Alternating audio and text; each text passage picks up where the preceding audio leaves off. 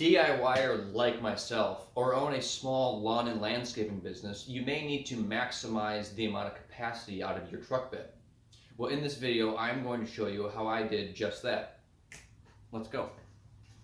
For this project, I'll be using plywood, aluminum extrusion, 2x4, 2x6, angle stock aluminum, grade 8 bolts, button head cap screws, fender washers, angle brackets, gate hinges, stainless steel hex bolts, and nylon locking nuts.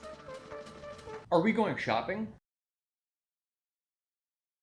You are going shopping. This is my third season putting this on and taking this off my truck. So I get to jump straight to assembly. You have fun shopping at the hardware store without me.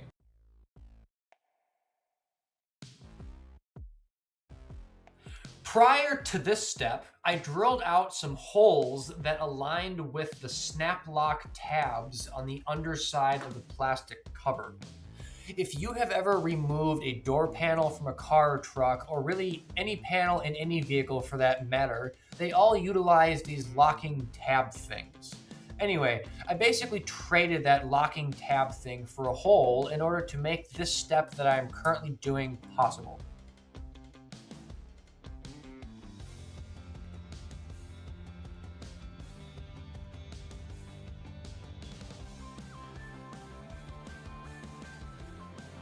The goal of this project was to make a debris box for my lawn care business that I could install and uninstall solo as quickly as possible and be reused indefinitely.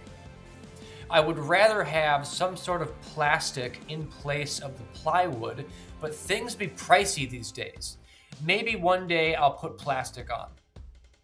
I chose aluminum extrusion for this project because it doesn't rust, and the extrusion also allows for flexibility in assembly and reuse.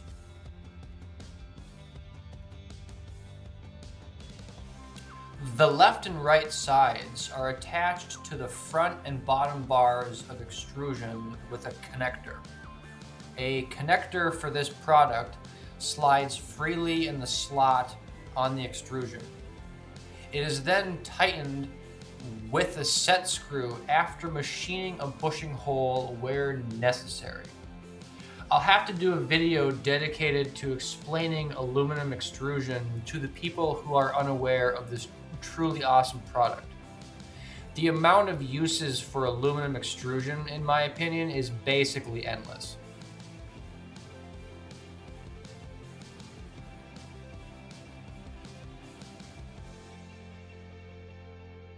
To connect these two sides together, I used angle brackets on each top connecting bar and stainless steel hex bolts to thread into T-nuts on the opposing sides.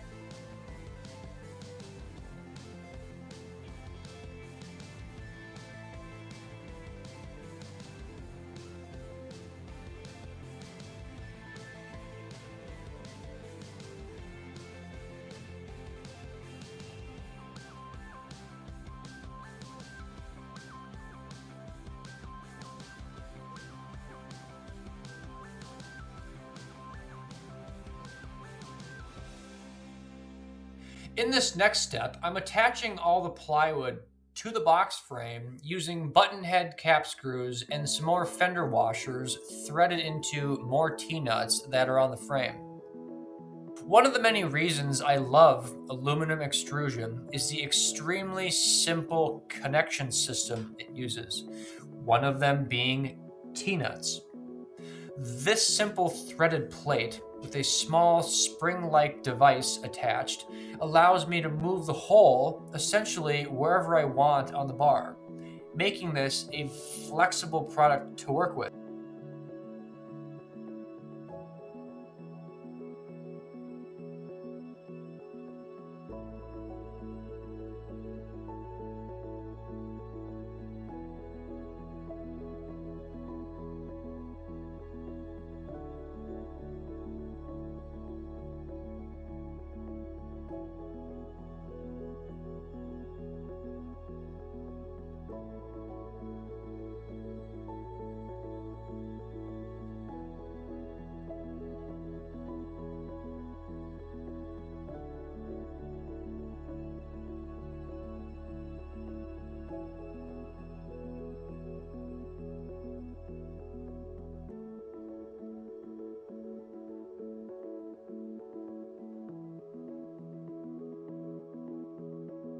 This top section is the only part of this box assembly that I needed wood for.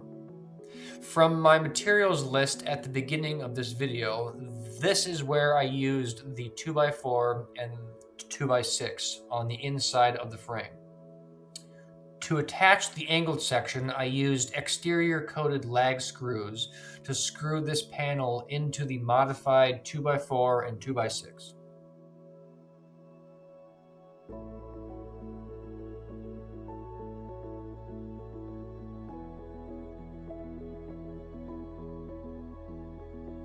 At this point in the assembly, I'm attaching this panel with some more button head cap screws and locking nuts, as this angle required some custom-made brackets. By custom-made brackets, what I really mean is I took some unbent brackets and, well, I bent them to the angle I needed. Custom!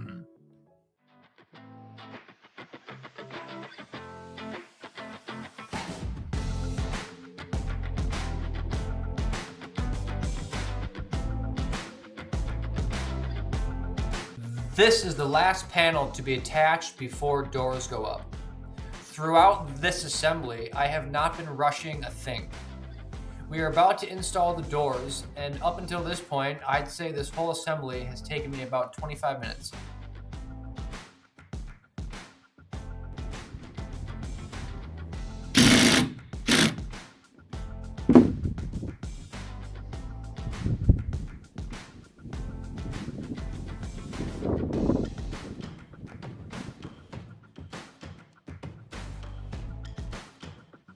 And for the icing on the cake, I give you the doors.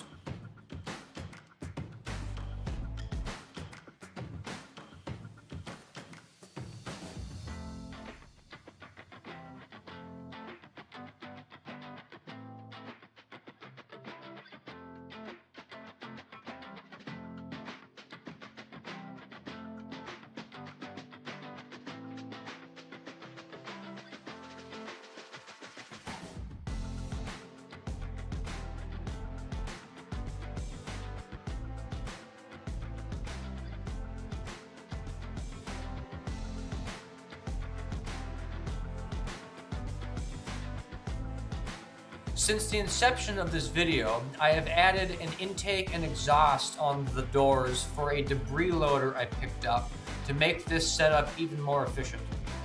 Unfortunately, I am not at the level to require a dump truck yet, but for now, this setup works for me.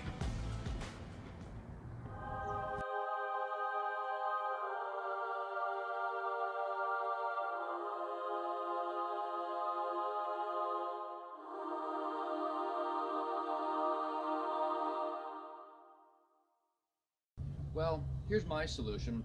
Thank you for watching, and I'll see you in the next one, after I consume an unhealthy amount of caffeine.